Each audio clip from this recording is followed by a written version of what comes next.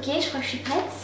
Bon, salut tout le monde, c'est Justine, j'espère vraiment que vous allez bien. Aujourd'hui je vous retrouve dans une vidéo un petit peu particulière puisqu'il y a quelques semaines de cela je vous avais demandé de me poser des questions sur Instagram dans une story et vous avez été quelques-unes à me poser du coup vos questions sans tabou et je vais y répondre aujourd'hui, mais je vais y apporter un petit twist. À la base je pensais potentiellement répondre à vos questions à la manière d'un podcast pour discuter, etc.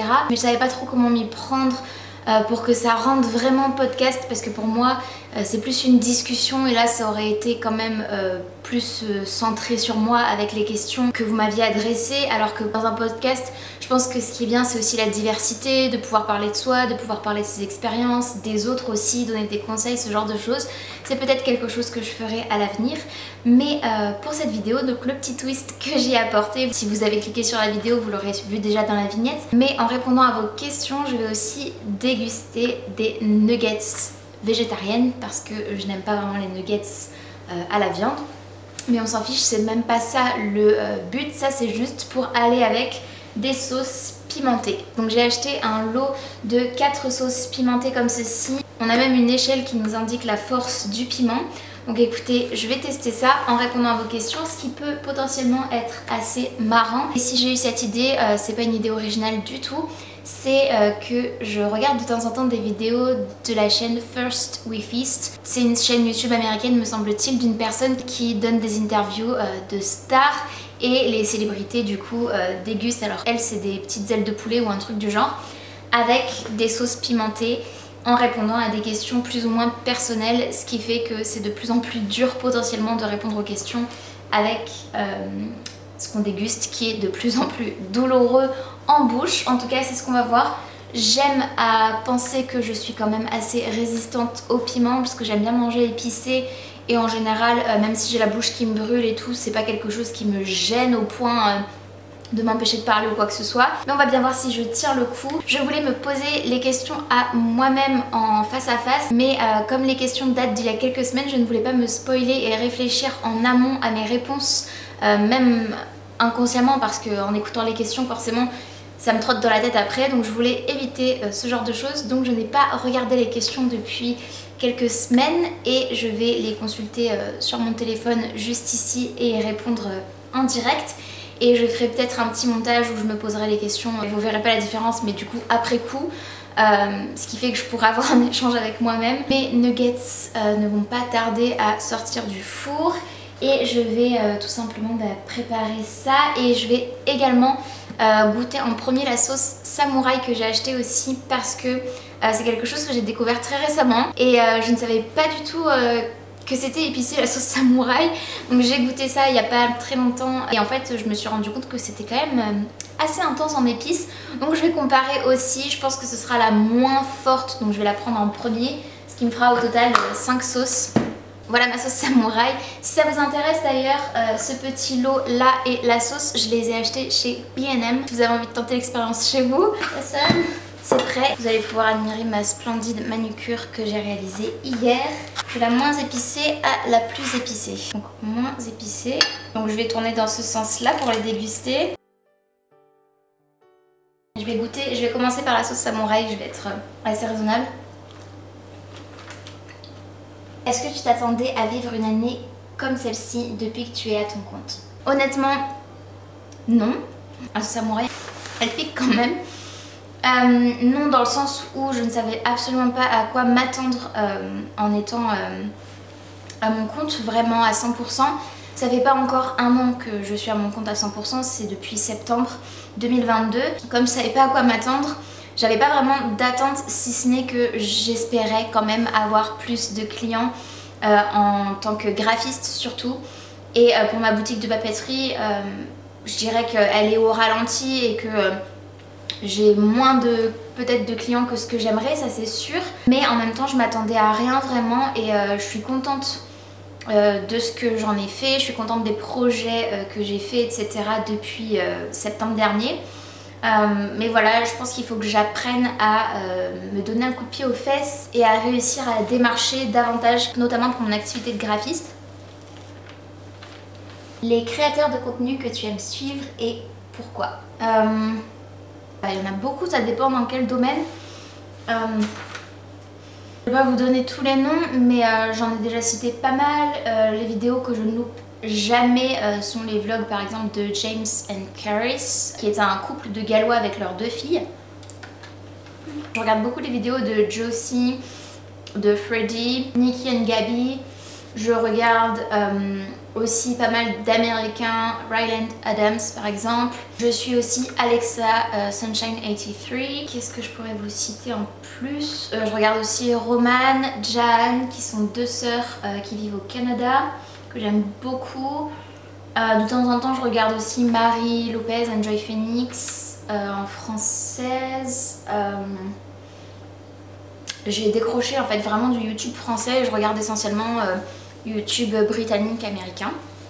Je regarde aussi Marie de Marie BNZ, que j'aime beaucoup d'ailleurs suivre, mais elle poste moins de vidéos en ce moment, donc je la suis plus sur Instagram je dirais. Et voilà. Je viens de réaliser que j'avais oublié de répondre à la partie pourquoi je suivais tel ou tel influenceur, et tout simplement je suis les créateurs de contenu, influenceurs et tout en fonction de leur personnalité. Clairement, si j'ai des points communs, des centres d'intérêt communs avec eux, c'est des choses qui m'intéressent. Qu'il y a de nouveau dans leur vie, ce genre de choses. Après, certains, c'est vraiment pour leur vie quotidienne, puisque c'est essentiellement ce qu'ils partagent, leurs projets, leur vie de famille et tout. J'apprécie, je trouve que c'est toujours sympa. C'est un petit peu de la télé-réalité, j'avoue, mais sans les aspects négatifs, je pense. Un peu trop écrit, un peu trop scénarisé, etc. Et d'autres, c'est complètement pour le fun, parce que j'adore leur sens de l'humour, parce que c'est du divertissement pur et dur et que j'aime juste passer un moment en leur compagnie en regardant des vidéos et tout.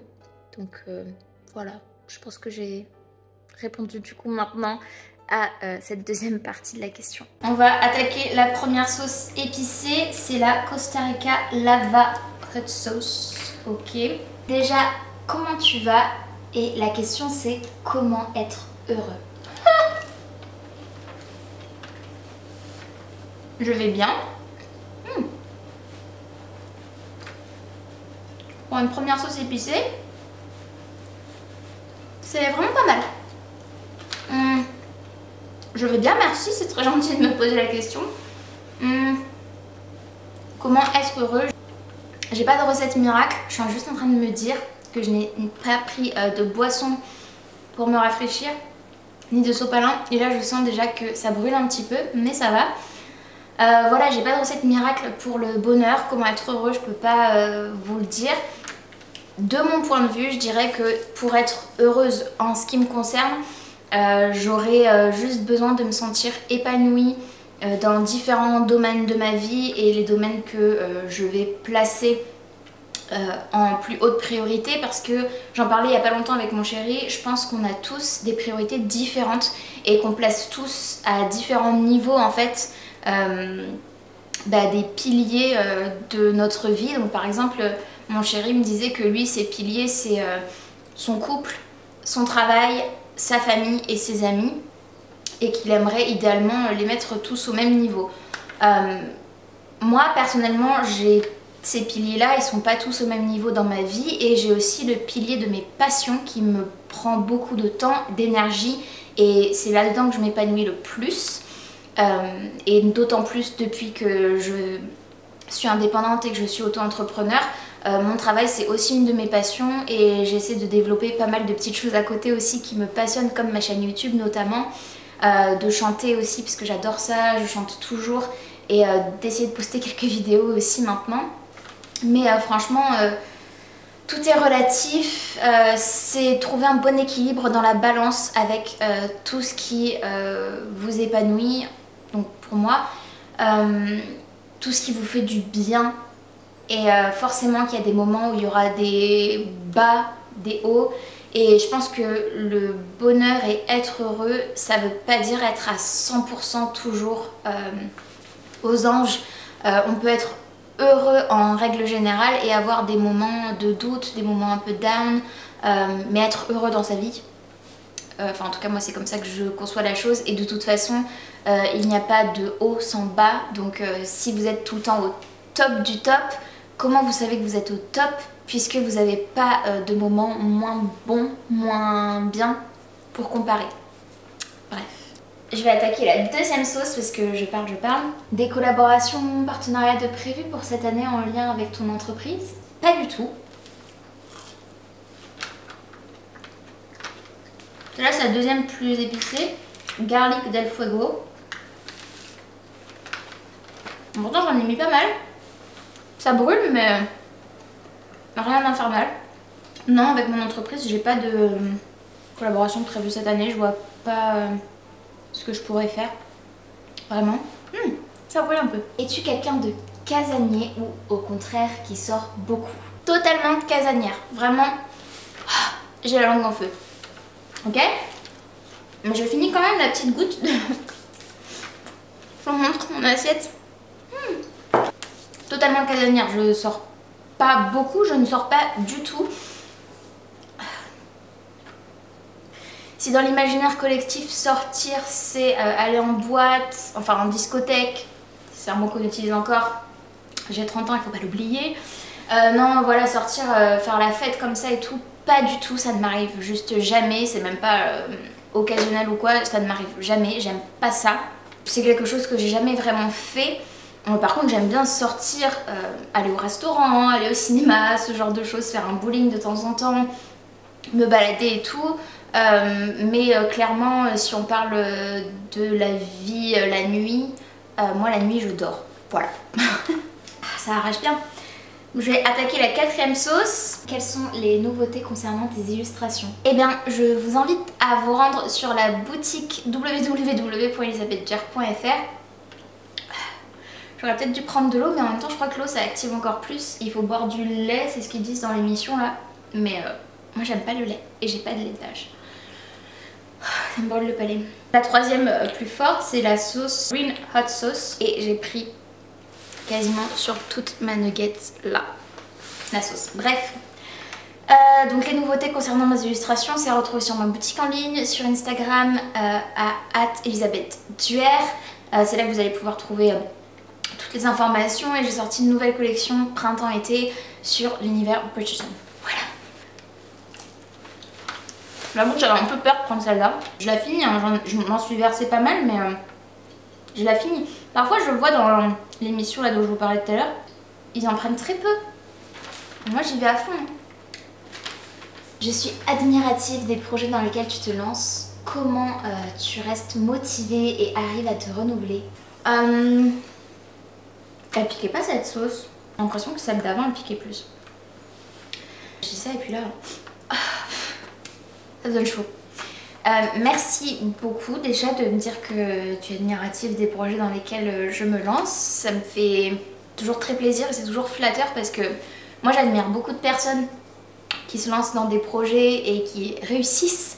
Et jusqu'à présent, moi les projets dans lesquels je me suis lancée, malheureusement pour moi, c'est moyen. Ça me fait penser à ma chaîne YouTube aussi où franchement je comparais avec une autre personne qui avait autant de vidéos que moi sur sa chaîne.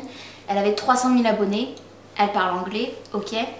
On fait à peu près le même genre de truc on va dire et ben moi j'en ai 7000 quoi. Et j'ai plus de 500 vidéos sur ma chaîne, ça y est. Bref, donc merci, merci, c'est flatteur, ça me fait plaisir, ça me touche même de lire ça parce que je pense pas pouvoir être inspirante. Voilà.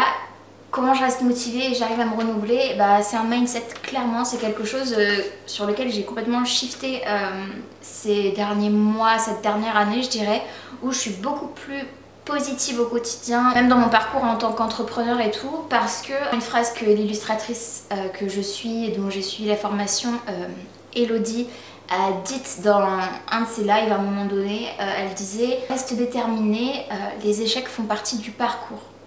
Et je me suis dit bah oui forcément, c'est très juste et c'est quelque chose que je garde en tête, c'est même quelque chose que j'ai écrit sur un petit papier et que j'ai accroché au-dessus de mon bureau pour toujours rester motivée, toujours espérer en fait et vouloir me créer la vie dont je rêve et me donner les moyens en fait de le faire. Comment dire? J'essaye de suivre des gens inspirants, des gens qui réussissent, des gens qui sont de bons conseils, voilà, qui sont des figures de réussite dans l'entrepreneuriat, peu importe les milieux, tous milieux confondus d'ailleurs. Et le fait d'être inspirée comme ça me pousse à moi aller dans mes retranchements, à sortir de ma zone de confort et à faire ce qui a besoin d'être fait et à tout simplement produire, essayer, parce que c'est comme ça qu'on avance à force de pratique et tout. Et ouais, c'est comme ça que j'avance, c'est que je reste motivée au quotidien. Je sais pas si c'est très clair. Et pour essayer d'arriver à me renouveler, je sais pas si j'ai encore besoin de me renouveler, mais par exemple pour le côté graphiste, j'essaie de me renouveler pour rester cohérente avec les tendances du moment et aussi avec ma patte, mon style, tout en faisant de la veille technologique, ce genre de choses. Ça, je pense que c'est important de le faire dans tous les domaines, de la veille sur son métier, même si c'est pas forcément technologique, mais de la veille sur son métier, savoir ce qui sort, ce qui marche moins bien, ce qui est démodé, ce qui revient à la mode, etc. Même si on n'est pas obligé de les suivre, mais juste être au courant. Et puis ensuite, si besoin, se renouveler, toujours se remettre en question dès qu'il y a quelque chose qui cloche ou dès qu'on voit qu'il y a quelque chose qui coince ou quoi, c'est quelque chose de constant. Et je pense que c'est important de ne pas se reposer sur ses lauriers. Voilà. J'ai assez attendu avant de faire la dernière sauce, c'est parti. Quelle est ton inspiration du moment? Ça dépend totalement dans quel domaine. Toute la sauce que j'ai. Mon inspiration du moment... en ce moment, je suis vraiment le courant slow life. Donc la vie plus lente, avec un retour à la nature. J'ai commencé à jardiner à la maison avec mon chéri.